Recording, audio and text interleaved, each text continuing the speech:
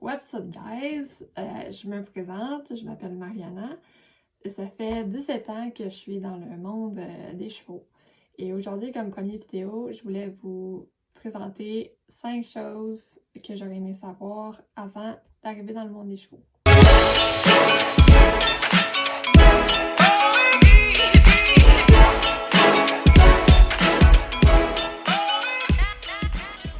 Donc, la première chose que j'aurais aimé savoir, c'est apprendre à faire du travail au sol.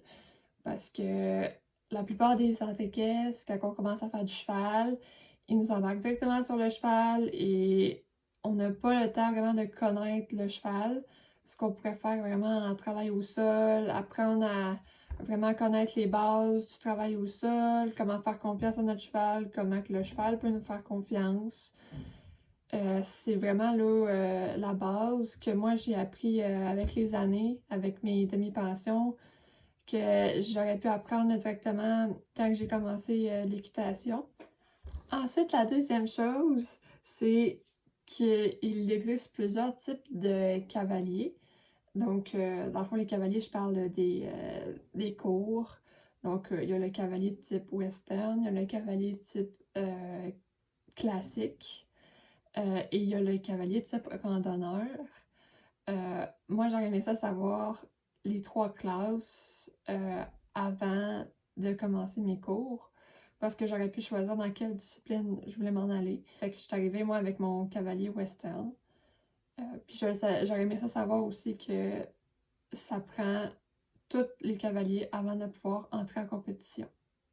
Ensuite, pour la troisième chose, j'aurais aimé savoir qu'il y a différents types d'entraîneurs, qu'il y a des bonnes méthodes pour entraîner et des mauvaises méthodes. Je vais être honnête, moi, quand j'ai commencé, j'ai suivi un peu là, les mauvaises méthodes. Les méthodes que quand le cheval n'écoutait pas, on y allait vraiment là, avec des cravaches et ces choses-là. Qu'aujourd'hui, je vois ça avec mon œil plus expérimenté, puis je vois que c'est pas du tout, là, ça n'a pas été du tout des bonnes pratiques. Puis avec mon expérience, puis en rencontrant là, des gens, j'ai trouvé plusieurs autres façons d'entraîner, des façons beaucoup plus douces. Puis j'aurais aimé ça, savoir ça pour être plus humaine, mon approche plus humaine avec le cheval et avoir un bon lien là, plus rapidement. En quatrième, j'aurais aimé ça savoir qu'il y a plusieurs types de chevaux en caractère. Qu'un cheval, c'est comme un humain, il y a beaucoup de personnalités disponibles. Puis il y en a aussi des chevaux que ça leur tente pas d'être montés. Il y en a que ils aiment juste pas ça, puis qui ont des problèmes de comportement reliés au fait que pour eux, c'est pas ce qu'ils veulent faire, être montés puis être dressés. Puis c'est une chose que j'aurais aimé savoir avant. Parce que moi, dans ma tête, quand j'ai commencé, je pensais que les chevaux, c'était un animal qui était fait pour ça, qui est fait pour être monté. Puis c'est pas... aujourd'hui, je suis pas fière d'avoir pensé ça.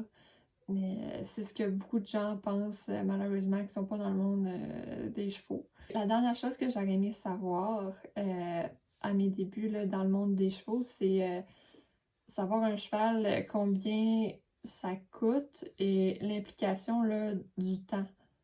Dans les cours, ils nous apprennent comment monter, ils nous apprennent les bases à cheval, mais il n'y a jamais vraiment personne moi, qui m'a dit combien qu'un cheval pouvait coûter. Par mois ou par année, avec le prix du cheval, le prix du vétérinaire, le prix de la moulée. Ça m'a jamais été dit, j'étais obligée de l'apprendre par moi-même. Puis c'est quelque chose que je pense que c'est important parce que dans mon entourage, il y a beaucoup de gens que j'ai croisés par entraînement, parce que j'entraîne des chevaux occasionnellement. De voir que les gens n'ont pas le temps de s'en occuper ou des fois, le cheval coûte beaucoup d'argent, fait qu'il faut qu'il coupe sur d'autres choses et des fois, il n'y arrive plus. C'est une chose que pour ces gens-là, ça aurait été important de savoir pour qu'ils soient plus capables de gérer le nombre de chevaux qu'ils ont et leur argent par le fait même. Donc, ça serait tout pour cette vidéo. Je vous ai dit 5 choses que moi j'aurais aimé savoir quand j'étais jeune, quand j'ai commencé. Mais il y a beaucoup d'autres choses là, qui est également important là, de savoir. Moi, je vous ai raconté là, le principal. N'hésitez pas là, à commenter vos points de vue, puis à liker la vidéo. Je vais mettre mes informations si jamais vous voulez en savoir plus sur moi, vu que c'est ma première vidéo. Je vais vous mettre ça là, dans la barre de description. Alors, merci d'avoir regardé la vidéo.